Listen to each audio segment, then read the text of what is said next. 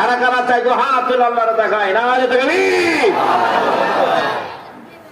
কোরআন দিয়ে কোরআনের সমাজ যখন হয়ে যাবে তখন আর পতিতালয় থাকবে না।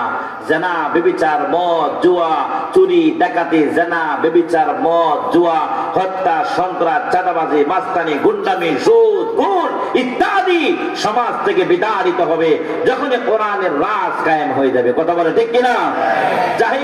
জাহিলিয়াতকে আল্লাহ রাসূল সাল্লাল্লাহু আলাইহি সাল্লাম দূর করেছেন কিসের মাধ্যমে? কোরআনের মাধ্যমে। কিসের মাধ্যমে? কোরআনের মাধ্যমে। সেই কোরআন এখনো আছে না নাই? আছে না নাই?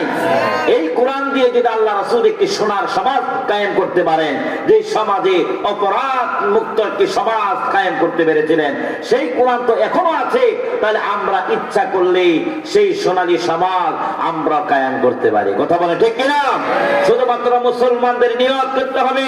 নিয়ত করে ইস্তেকামতের উপর অটল যদি থাকতে পারি, আগামী দেশ যে আগামীর সংসদ যেটা হবে সেটা হবে আল কোরআনের পার্লামেন্ট। ঠিক কিনা বলেন?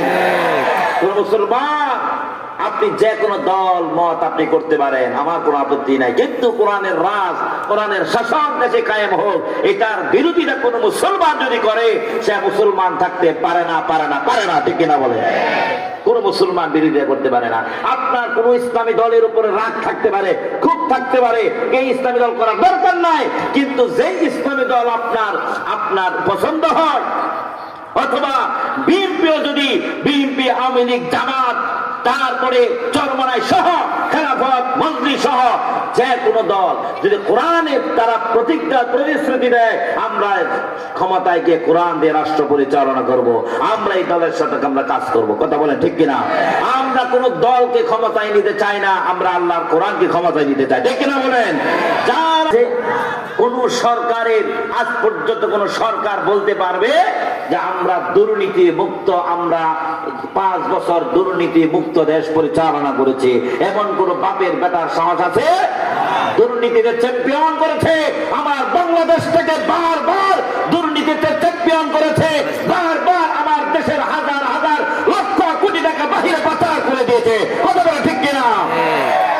আমরা চাই আমাদের দেশকে উন্নত, সুখী, সমৃদ্ধশালী, একটি সুন্দর, সুখী, দারিদ্র মুক্ত, সন্ত্রাস মুক্ত, চাঁদাবাজ মুক্ত, মাস্তান মুক্ত, দুর্নীতি মুক্ত একটি সমাজ যদি আমরা করতে চাই, কোরআনের সমাজ ছাড়া বিকল্প নাই। কথা বলে ঠিক কিনা? কোরআন ছাড়া বিকল্প কোনো রাস্তা নাই, একমাত্র কোরআনই পারে সুখী, সমৃদ্ধশালী, সন্ত্রাস মুক্ত। কথা বলে ঠিক কিনা? বৈষম্যহীন সমাজ যদি করতে চায় তাহলে